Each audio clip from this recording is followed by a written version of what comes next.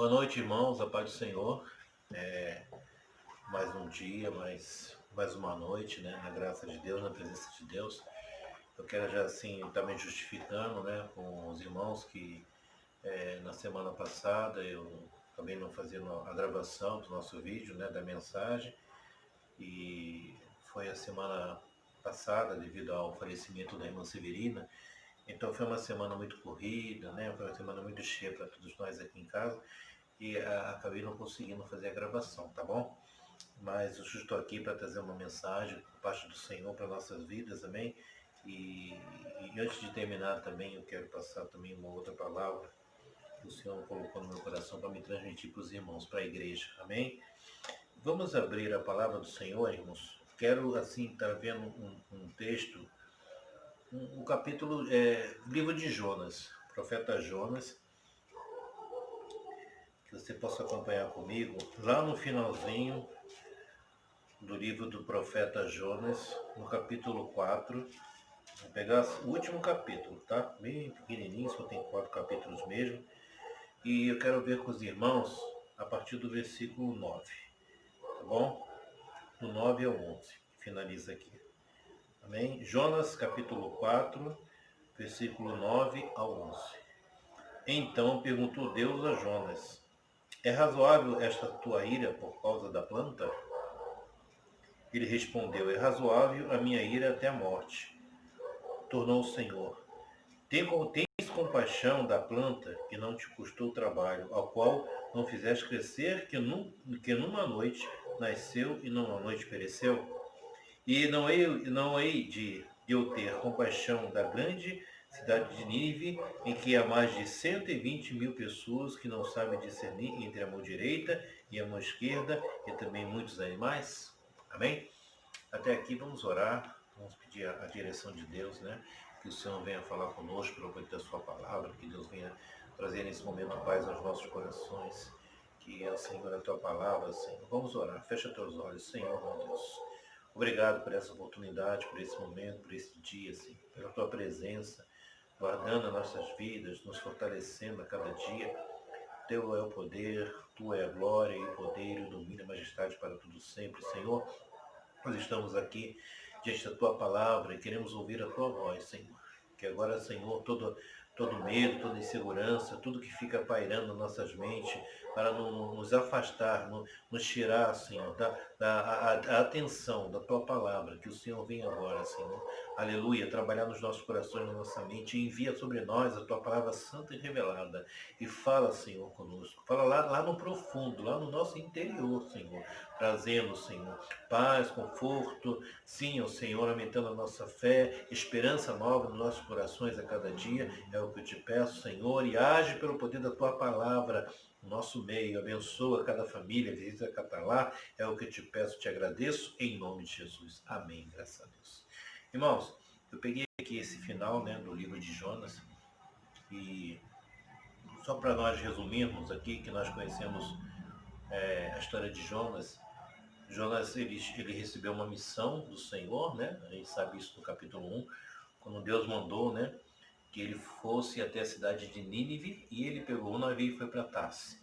E ele começa a história de Jonas, né, porque a Bíblia fala que, como ele foi para um sentido contrário que Deus mandou, quando ele estava no navio em alto mar, né, Deus mandou um vento forte, e as ondas começaram a ficar agitadas, a ponto que o navio estava ao ponto de afundar. Ali Jonas, né, lá embaixo do porão, aquilo tudo, né, ali tranquilo e tal, e os homens vieram falar com ele, e todo mundo temia, né, porque o navio estava ao ponto de naufragar, desculpa.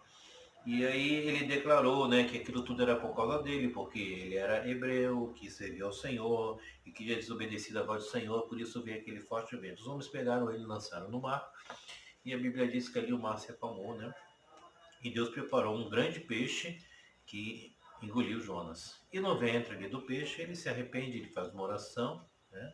Ele vai falar com Deus arrependido do que ele tinha feito. E o Senhor, Deus prepara, né? O peixe vai e devolve ele para a terra, né? Em terra seca. e dali começa a sua caminhada. Ele vai entrar na cidade de Nínive, né? A Bíblia fala que os homens eram maus, né? A cidade de Nínive é a cidade que estava pervertida mesmo, né? A maneira como outro dia eu preguei e falei, né? A maneira como eles faziam, né?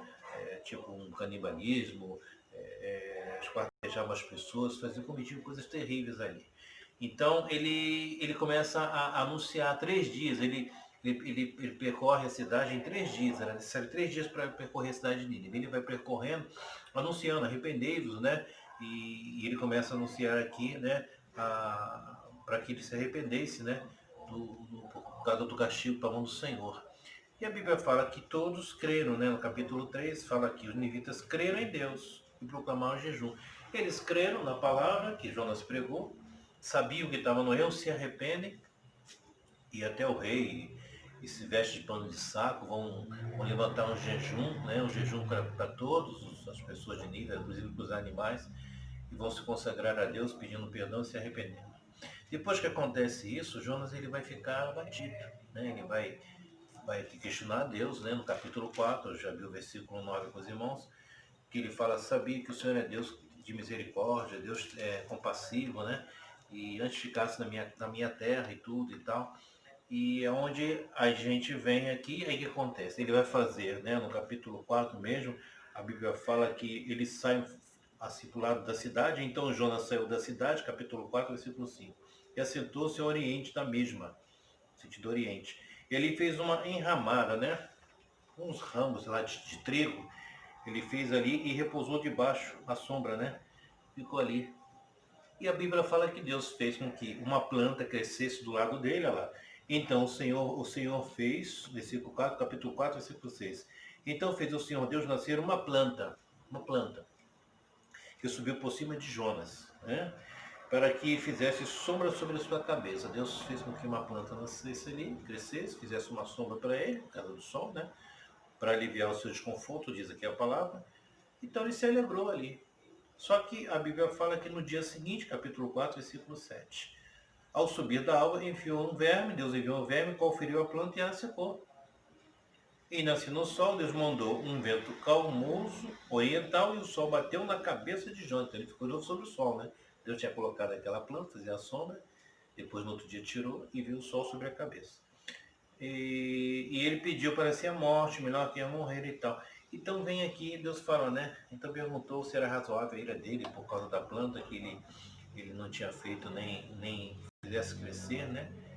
E que numa noite, né, ela vem, a mãe, ela cresce, na outra ela morre. E eu fiquei pensando nisso, irmãos. Deus me levou nessa mensagem, voltei um pouco só para a gente lembrar aqui essa história de Jonas. A falta de misericórdia, de compaixão de Jonas. Ele fala que Deus é Deus de misericórdia, amém, nós sabemos disso, mas e nós, irmãos? Que servimos a um Deus de misericórdia, qual tem sido a nossa atitude nos últimos dias? Compaixão, né, pelas pessoas. Eu fiquei assim parando e pensando, né? Quer dizer que Jonas, ele deu mais importância, preste bem atenção nisso que eu vou te falar. Ele deu mais importância para a planta. Tudo bem que a árvore, né, é importante também, tem a sua função na natureza, assim como os animais. Mas ele colocou assim, né, é o que eu falo de inverter os valores. Eu tenho ensinado isso para os irmãos há um bom tempo.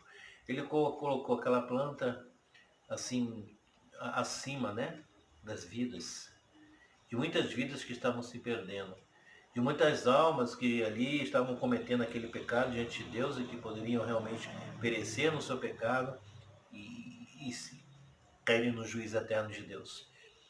A que ponto, né? Às vezes eu paro e penso assim, né? Assim como Jonas, nós temos colocado, né? Os nossos princípios, nossos valores, sabe? E nós temos trocado por outras coisas, colocado assim, né? Dos princípios, dos valores da nossa vida, irmãos. O que é mais importante para você hoje? Eu sempre te faço essa pergunta, tenho feito já há um bom tempo. O que é mais precioso hoje na sua vida? A sua vida, a sua salvação, a salvação sua e da sua família, as vidas que são tão importantes para Deus, porque Deus preza muito. A Bíblia fala que uma alma, né, uma alma vale muito para Deus. O que é importante, o que é mais precioso para o Senhor é a vida do homem, é a alma do homem. O Senhor Jesus, certa vez, ele falando, nos ensinando para que não devemos andar ansiosos, ele nos ensina falando que não devemos andar ansiosos por nada, que vamos comer ou beber. Ele fala, né? Não é a vida mais importante que o alimento, não é o corpo mais importante que as vestes. Então, nós temos que começar a parar e olhar para a nossa vida, olhar que aquilo realmente tem de valor, irmãos. É tempo de nós começarmos a olhar para isso. Porque às vezes agimos como Jonas, né? Existem coisas tão importantes na nossa vida que nós estamos deixando para segundo plano. Como Jonas, ele olha para aquilo tudo, ele vê que tantas almas, como o Senhor falou aqui, que ele não ia ter misericórdia, né? Compaixão de mais de 120 mil pessoas. Que falta de compaixão de Jonas. Que falta de amor de Jonas. Nós estamos vivendo num mundo, como a palavra de Deus se cumprindo, a gente sabe disso, que o amor se esfriando, que atingir quase todos, né? Essa palavra a gente sabe que está se cumprindo, mas que não vem atingir a mim e você. Uma falta de amor, uma falta de compaixão entre as pessoas. O que a gente está vendo hoje, né, vamos dizer assim, né, com essa pandemia, eu falo isso, eu tenho pensado, e falando aqui em casa também com a minha família, o mundo está sendo colocado, não é só o Brasil, né? O mundo está sendo colocado à prova. O mundo está sendo colocado à prova, a gente está enfrentando, né, um mal invisível, né, a medicina, a ciência, tentando de todas as maneiras achar uma solução, agora com vacinas e tudo, né, que está para... Já estamos começando aí, parece para o ano que vem, a vacinar toda a população. Mas a população mundial está sofrendo, né? Uma coisa que veio inesperado e que não faz distinção entre preto, branco, amarelo, entre rico, pobre, entre pessoas famosas e não famosos. Ele não respeita lugares de famílias ricas, nem lugares pobres. Ele tanto entra na casa dos ricos como entra na casa daquele que é favelado. Esse vírus aí que está ceifando, né? Muitas vidas, muitas. Hoje a estimativa, assim, a gente vê que mais de 1.600.000 pessoas já morreram atingidas por este vírus. Desculpa. 1.600.000 só no nosso Brasil. Nós estamos atingindo quase 200.000 pessoas. Mas os Estados Unidos já tem um dobro disso e outros países mais. Já atingiu um número de aproximadamente 1.600.000 pessoas no mundo inteiro. Fora outras mortes que estão ocorrendo também, outras pessoas surgindo com câncer, coração e outras coisas também, que está ceifando e tirando a vida de muitas pessoas. E eu paro e penso nisso tudo. Às vezes eu estou nas minhas orações, como eu sei que você está também, eu não posso ficar olhando só em volta de mim, da minha família. Quando eu penso nisso tudo, né? Quando eu penso na dor, no sofrimento dessas pessoas que estão perdendo tantos entes queridos, no final de ano, um Natal, um Ano Novo que vem aí, e a gente sabe qual é a realidade do Natal, né? Não é só o dia 25 de dezembro, o Natal é Cristo, né? Cristo em nós e todos os dias, não somente no dia 25 de dezembro. Não adianta a gente pensar só que o dia 25 de dezembro, que é a data do nascimento de Jesus, né? E eu faço assim porque essa data aí é uma data que foi escolhida, vamos dizer assim, não é uma data, podemos dizer que é real mesmo, mas para comemorar e a família se reunir, não somente nesse dia, não é por aí, a gente sabe disso. Mas eu fico para e penso assim como Jonas, né, olhou para aquela situação e parece que não deu muita importância, ele estava mais preocupado com a planta que Deus tirou e que saiu, perdeu aquela sombra, né, porque o sol estava queimando a sua cabeça. Ele não conseguiu olhar para o outro lado e viu que tinha mais de 120 mil pessoas que estavam sendo salvas agora. Ele não conseguiu se alegrar e ter misericórdia e olhar a misericórdia de Deus salvando 120 mil pessoas, irmãos. Às vezes a gente não dá valor ao casamento, à família, e dá mais valor a um objeto, um pessoal, quando eu falo, um carro, uma casa, uma coisa que você comprou, um celular. Você às vezes dá mais importância a um celular que você compra aqui, que amanhã vai ter que trocar porque isso aí, né? E isso causa uma transtorno dentro da casa, por causa da situação de um celular, porque perdeu, porque pegou, porque caiu, não sei o quê. E isso tem acabado com os casamentos, não só por isso, mas por outras coisas, porque as pessoas não nem vigiam o celular, do que a vida, do que o casamento, do que o seu filho, sua filha, seu neto, sua neta. Então eu parei para pensar nisso aqui, olhando para a situação do mundo, que nesse momento de uma aprovação que nós estamos vendo muito grande, e eu falo assim, quem se importa? Quem se preocupa? Temos nos preocupado com isso? Estamos orando? Estamos realmente colocando, né, diante de Deus todas essas famílias, o sofrimento que o mundo está passando? Quem está preocupado? Ah, mas não foi comigo, eu não tive ninguém da minha família, ninguém da minha casa, pouco importa, não é por aí, irmãos. Já pensou se Deus pensasse assim, quando olhasse para nossas vidas? Mas Deus não faz acepção, Ele nos ama e Ele quer que todos encontrem o caminho da salvação. Aí eu fico pensando nisso, né? Quem se importa realmente? Quem está preocupado? Ah, e o final de ano, a preocupação agora porque nós temos que fazer o Natal, nós temos o final do ano e a maioria do mundo inteiro parece que está mais preocupado com as festas de final do ano, porque apesar das orientações dos médicos, cientistas, mas as pessoas, a maioria está preocupada com o final de ano, que eu tenho que fazer minha festa, minha mesa de Natal, nós temos que comer, beber, nós temos que viajar, vamos sair e vamos descer para o litoral porque vai romper mais um ano. Então, muitas pessoas estão agindo assim. Quem se preocupa que tantas famílias estão sendo hoje dilaceradas, famílias que estão chorando agora e vão chorar nesse ano, e ano que vem ainda é um ano de muita luta ainda para muitas famílias. Então é como aquela palavra, né, que eu já estava até conversando com uma pessoa, um irmão da igreja, falando quando Jesus fala lá em Mateus 24, né, que fala que a vida do Filho do Homem vai ser como nos dias de Noé, porque todos comiam, se davam em casamento, e todo mundo estava, a Bíblia fala que desapercebido, e de repente veio o dilúvio e pegou todo mundo de surpresa, não é isso? Só para a gente ver lá. Hoje eu estava com essa palavra comentando, né, com a irmã e ela falou sobre isso. Né? Pois assim como nos dias de Mateus 24, versículo 37. Porque assim como foi nos dias de Noé, também será a vinda do Filho do Homem, a vinda do Senhor. Porquanto, assim como nos dias anteriores ao dilúvio, comiam, bebiam, casavam e davam-se em casamento, Deus anunciou, preparou a arca, falou com Noé, eles viram aquela construção daquela arca, né?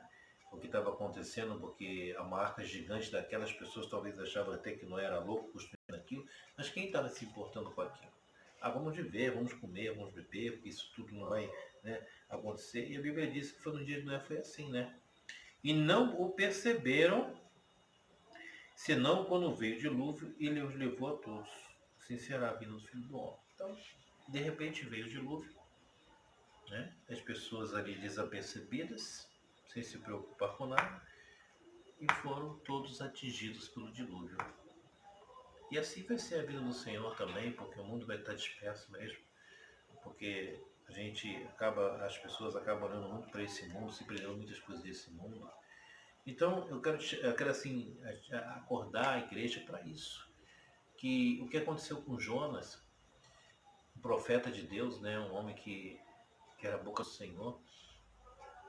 Como que ele, diante de uma situação daquela, ele não conseguiu assim ter misericórdia? Ele pregou, anunciou a palavra, viu que as pessoas se converteram, se arrependeram.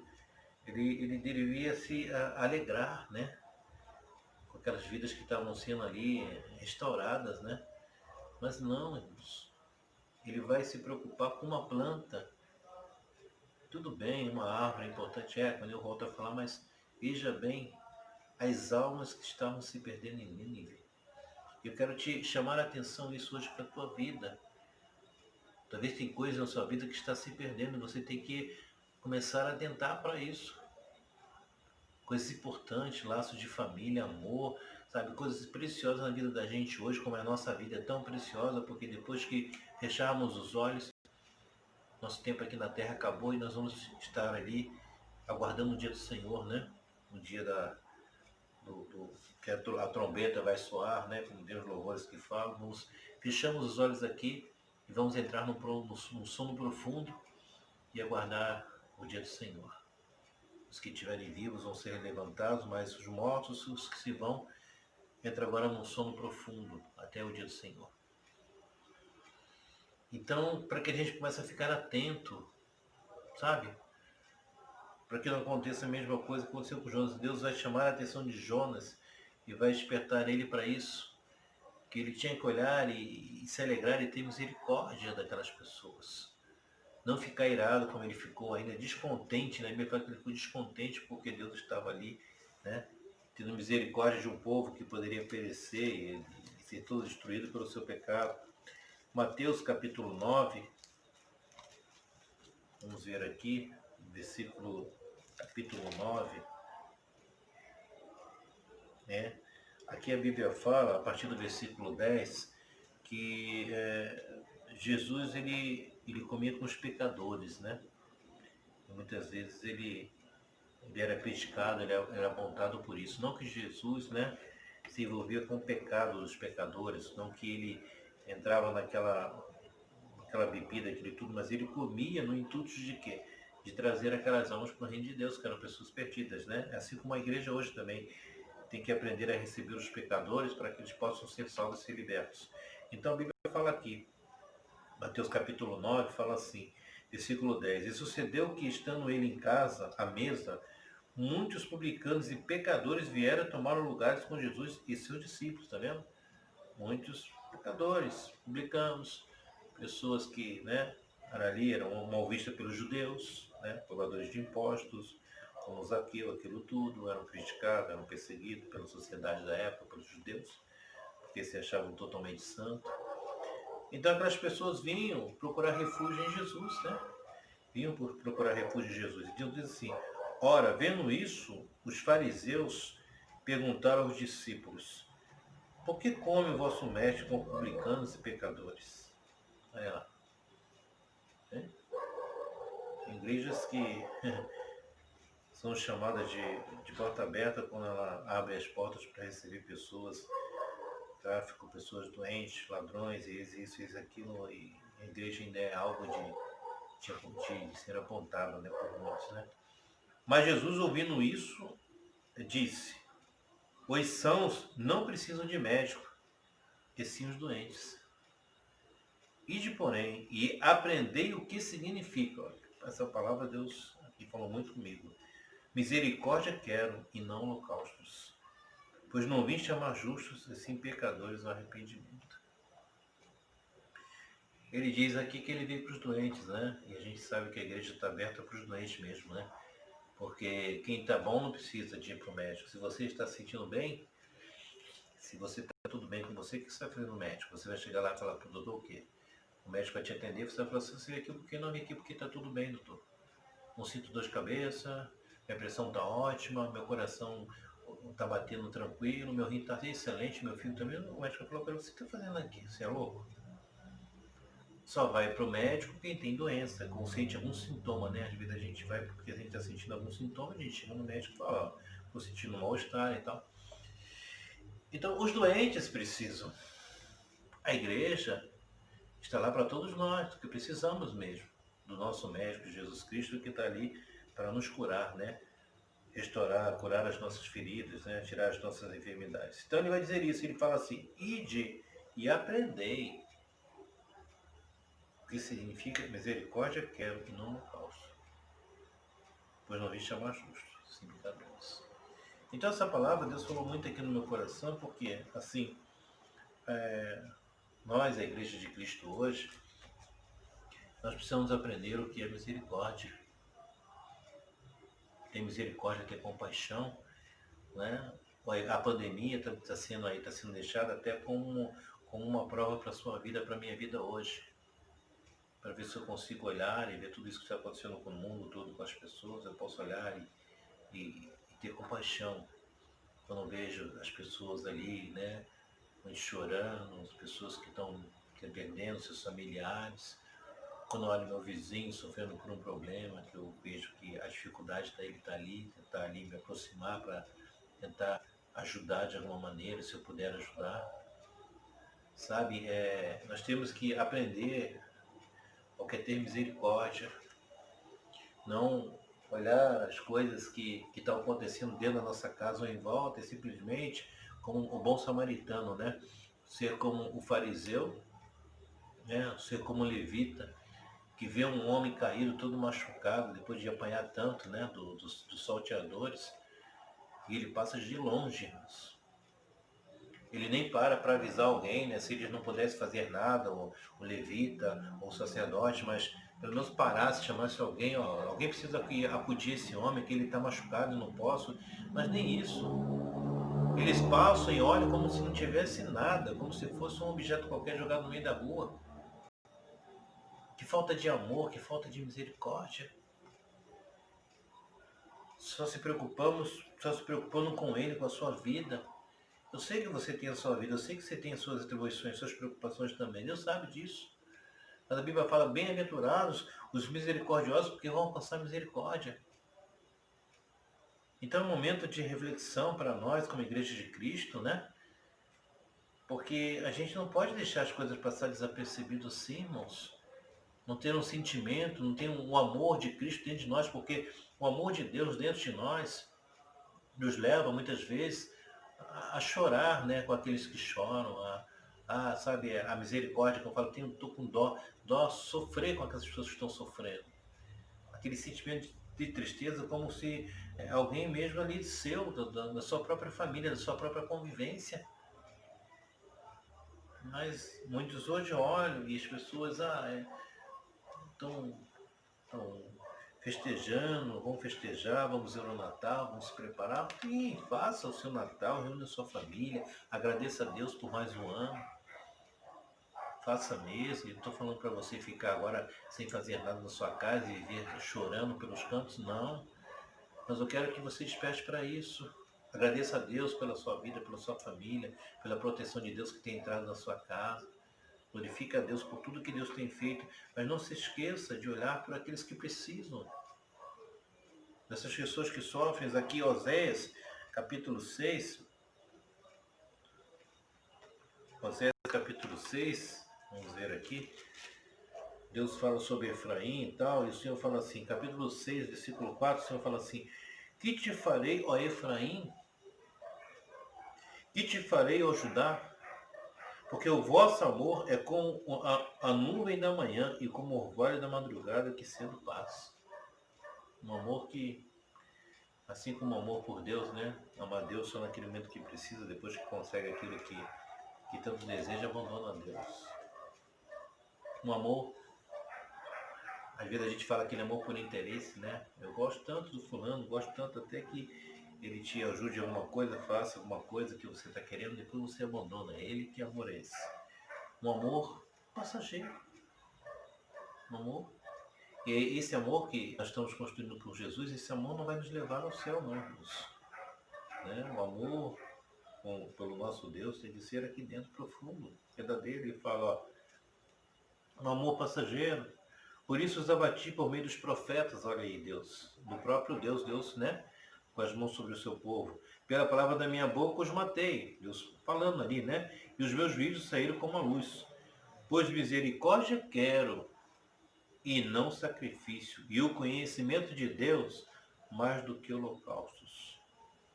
Então, Deus fala aqui, né? Novamente, as palavras são repetidas lá, que Ele quer misericórdia mais do que sacrifício, holocaustos. E o conhecimento de Deus, porque quando nós começamos a conhecer e prosseguir em conhecer ao Senhor, como Oséias fala aqui, a gente vai assumindo mais a estatura do varão perfeito, né? Nós começamos, o amor de Deus começa a entrar na nossa vida, o perdão, a misericórdia, né? A comunhão, a união, isso tudo vai fluindo dentro de nós. A cada dia mais o Espírito Santo ele vai tirando aquelas sujeiras e vai colocando aquilo que é de Deus na nossa vida, né? A gente começa a amar mais, perdoar mais, compreender mais, ter discernimento mais das coisas. A gente começa a agir como os filhos de Deus nessa terra e é uma bênção, né? Porque a gente leva a luz de Cristo para as pessoas que estão aí no meio das trevas. Então, sabe, conhecimento de Deus, irmãos. E hoje as pessoas falam assim, estão na igreja, conheço, sou conhecedor da palavra. Deus é a palavra, Jesus é a palavra, mas não vive, né, de acordo com ela. O que adianta eu falar que eu conheço a palavra, mas eu não vivo de acordo com ela? Eu conheço a Deus, mas eu faço tudo não, mas eu faço muitas coisas que Deus não aprova, que Deus desaprova. Mas eu conheço a Deus, eu sou conhecedor da palavra, de Gênesis, Apocalipse, a palavra está na minha boca, mas não adianta, né, se nós não praticarmos essa palavra. Então Deus está nos falando nessa noite sobre isso, irmãos. Para que a gente fique atento, para que a gente não venha agir como Jonas diante das coisas que estão acontecendo em nossa vista, à nossa volta.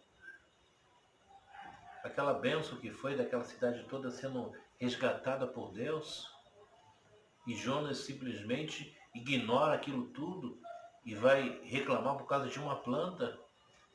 Não dá para comparar, né, irmãos, a importância de tantas almas com uma planta. Então tem coisas que, sabe, nós temos que começar a despertar com isso aí.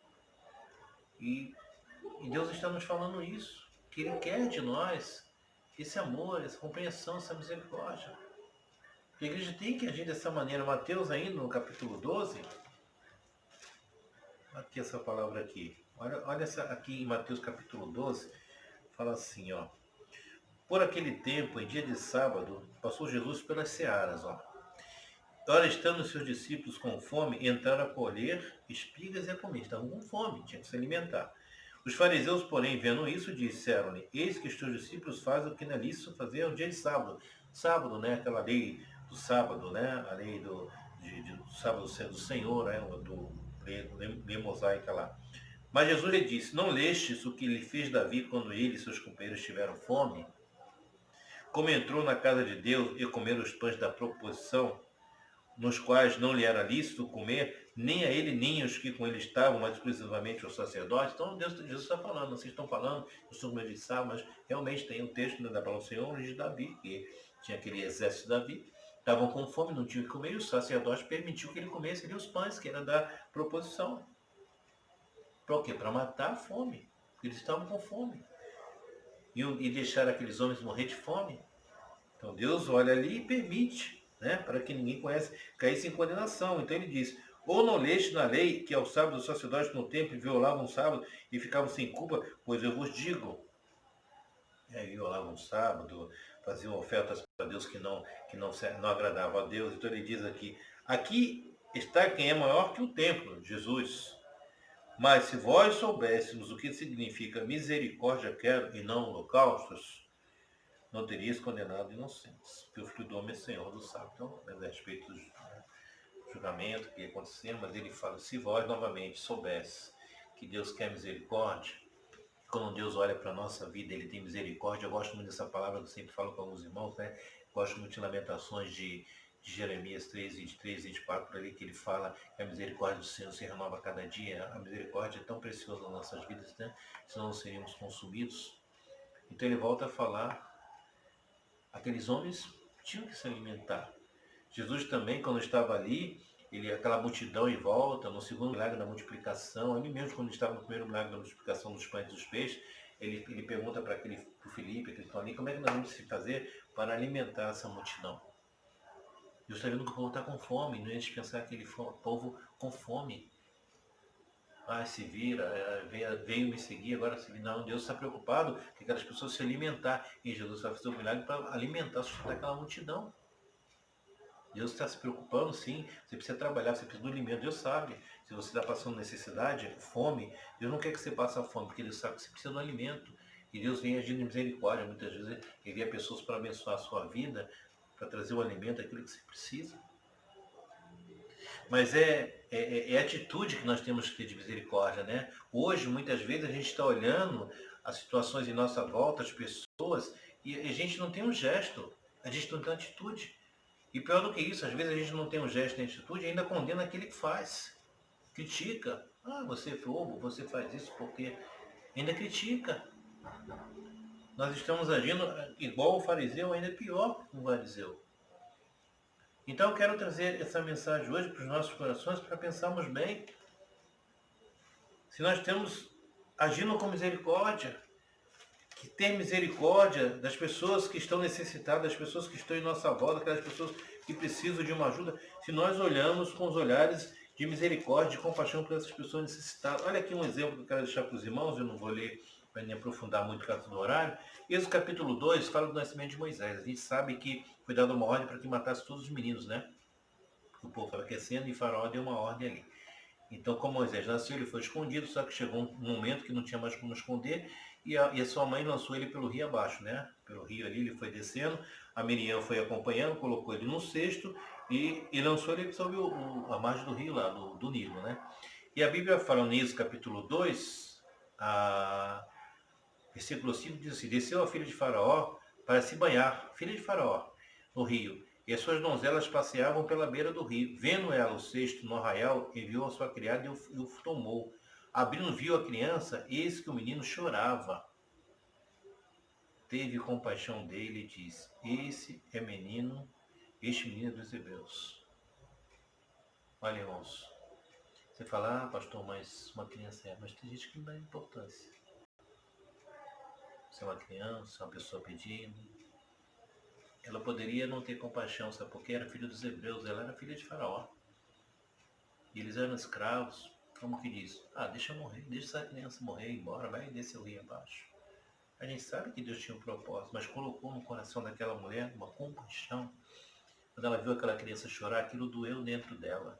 Compaixão é quando a gente se transporta para aquele sofrimento e aquilo dói dentro da gente. Ela sentiu o choro daquela criança como se fosse o próprio filho dela, irmãos. E ela pede, né, para chamar alguém, e a própria mãe, né, Joquebede, que acaba vindo, para que cuidasse daquele menino, né, ela disse, né, respondeu-lhe a filha de Faraó, e saiu, pois, a moça e chamou a mãe do menino.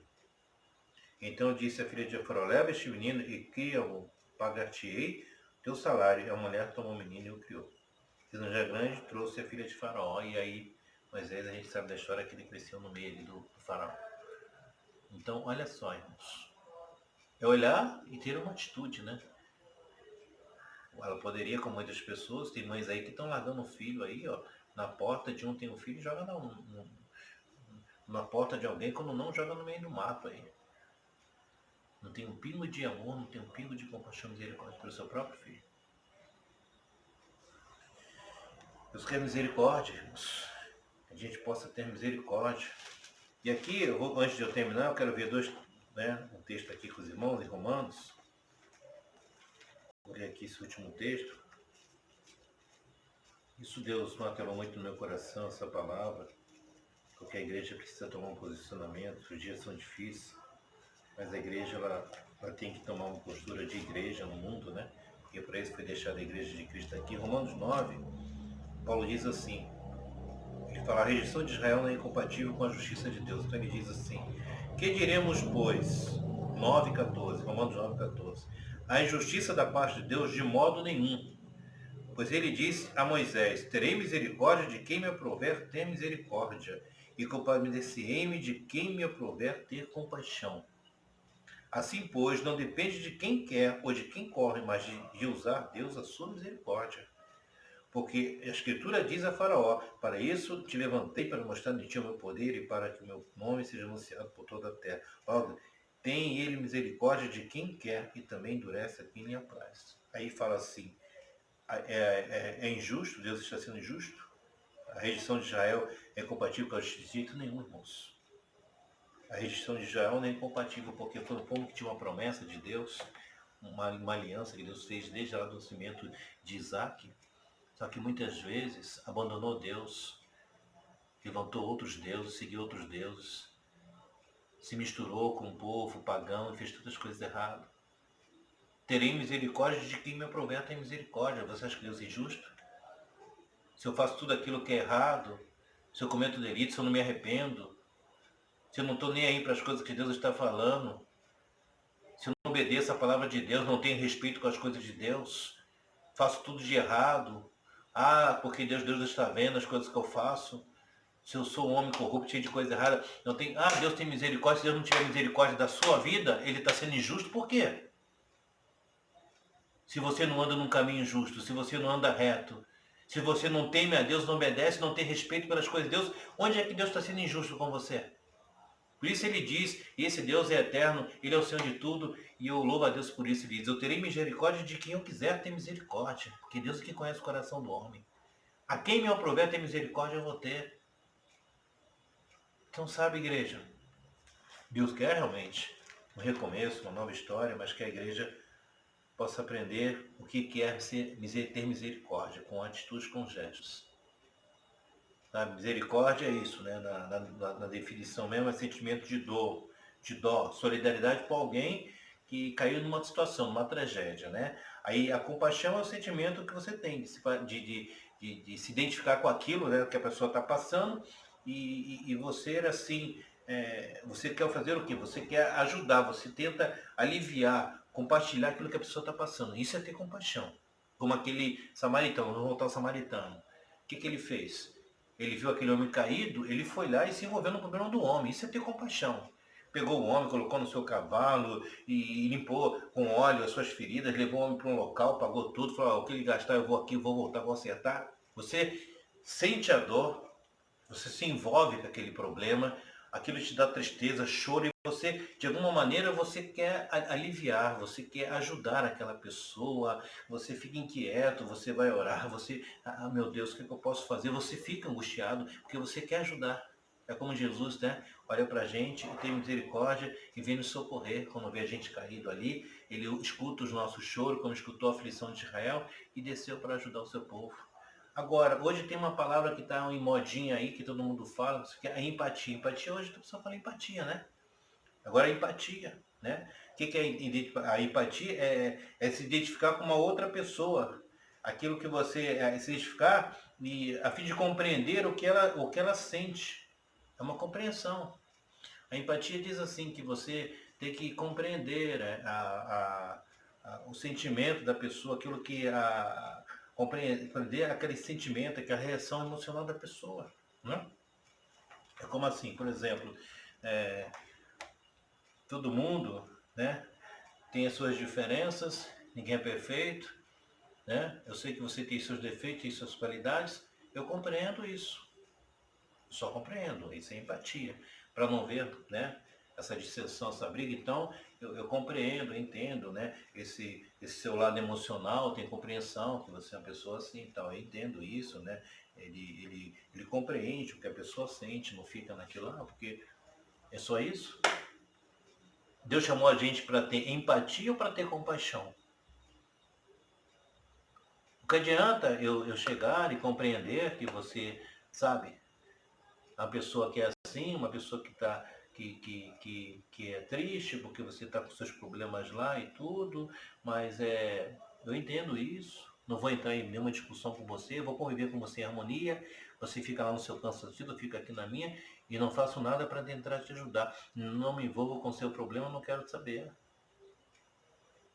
Para manter, né, viver assim em harmonia, o mundo viver em harmonia. Mas Jesus não chamou a igreja para ter empatia, não, irmãos. Para viver, né? Viver com essa harmonia, empatia. Deus chamou a igreja para ter compaixão. Compaixão. É você ir lá, descer lá, sentir a dor do teu irmão e ali naquela hora, né? Você vai sofrer com ele e de dentro você vai fazer tudo que você puder para ajudar o teu irmão. Tá ali com ele, naquela luta e tentando aliviar aquela dor dele, ajudar ele na dor. Não simplesmente, eu compreendo, eu sei que a pessoa é assim mesmo, né? Ela está angustiada, ela está assim, depressiva por causa disso, não tem problema, a gente não vai estar restrito, a gente vai ver bem aqui a harmonia, porque eu entendo como ela entende como eu sou e pronto, acabou. Poxa, que maravilha, né? Deus de ser com a gente, né? Eu sei que ele é assim mesmo, né? Eu sei que meu servo também ele é assim, mas Deus vai lá e quebra a gente, joga o vaso e quebra o vaso, né? E transforma, falando, eu vou fazer de você um vaso novo, você não vai ser assim, eu vou transformar o teu interior. Eu quero dizer uma coisa para você, a igreja não pode viver dessa maneira, né? Tendo empatia dentro da igreja, né? A igreja tem que ter misericórdia, compaixão, porque quem tiver misericórdia, a misericórdia de Deus vai alcançar. Quero terminar aqui. Orar nesse momento pelas nossas vidas que Jesus disse, né? nós temos que aprender o que significa ter misericórdia. E eu me coloco também junto com a igreja. Que Ele nos ensine a olhar com os olhos de misericórdia para os nossos irmãos, e não só para os nossos irmãos, por todo mundo, por todas as pessoas que estão sofrendo nesse momento tão difícil. Amém? Vamos orar. Senhor nosso Deus, o Deus de todo poder e de toda glória. Obrigado por esse momento, por essa noite, pela Tua palavra, Senhor. Visita os nossos lares, venha trazer paz em cada coração.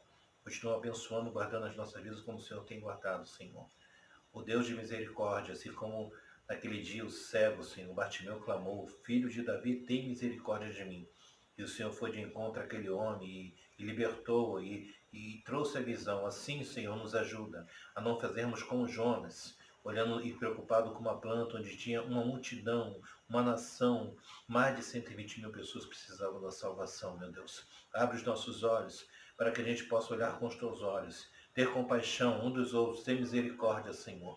Sim, porque o Senhor quer misericórdia e não quer nenhum sacrifício, mas que os nossos olhos sejam de misericórdia para com o mundo, para com os nossos irmãos, para aquelas pessoas que necessitam da tua misericórdia também, meu Deus. Eu te louvo, Pai. Te agradeço que essa palavra venha restaurar, abençoar, fortalecer os lares, trazer paz em cada coração. A semana do Natal, nós vamos reunir as famílias, que o Senhor esteja visitando os nossos lares, que a verdadeira paz, o verdadeiro Natal possa estar reinando nos nossos lares, nas nossas famílias, Pai Santo. É o que eu te peço, meu Deus. Te agradeço por essa noite, por essa oportunidade, em nome de Jesus. Que o grande amor de Deus Pai e a graça do nosso Senhor e Salvador Jesus Cristo e a mais doce comunhão e consolação do Espírito Santo de Deus seja com o povo de Deus para todos sempre. Amém. Graças a Deus. Amém. Estou encerrando aqui e quero assim, né, desejar um Feliz Natal, né, um Natal abençoado para todos os meus irmãos, para toda a família. Dizer que, né, nós temos orado muito pelos irmãos, pelas famílias da igreja, e que o nosso Natal é Jesus todos os dias mesmo, mas eu sei que é um dia especial, onde as famílias se reúnem e que a paz do Senhor esteja, né, entrando nos nossos lares, tá bom? E mais um outro aviso que eu quero deixar aqui para a igreja, aproveitando essa gravação, que nós temos assim boas novas, né, com relação ao nosso ministério. Quero que os irmãos estejam se preparando, que em breve, logo, eu vou estar assim reunindo novamente os irmãos, aquelas pessoas que estão conosco, que têm sempre falado: pastor, a igreja, a obra. Pois é, eu tenho ficado debaixo de uma obediência do Senhor, já falei isso para os irmãos, mas é tempo de nós retomarmos, né, a obra, e depois eu vou estar falando com mais calma no outro vídeo. Deus, Ele me deu algumas recomendações para passar para a igreja, para que a gente retome lá com o nosso culto, com os nossos trabalhos na igreja. Eu vou passar isso para os irmãos no próximo vídeo, mas quero dizer para os irmãos assim que em breve, sim, logo logo, nós vamos estar juntos novamente, tá? Cultos, tá bom? Então fique atento, né? Na próxima gravação eu vou estar dando mais detalhes a respeito disso, tá bom? Falando com toda a igreja. Que Deus abençoe a todos. Um grande abraço, em nome de Jesus.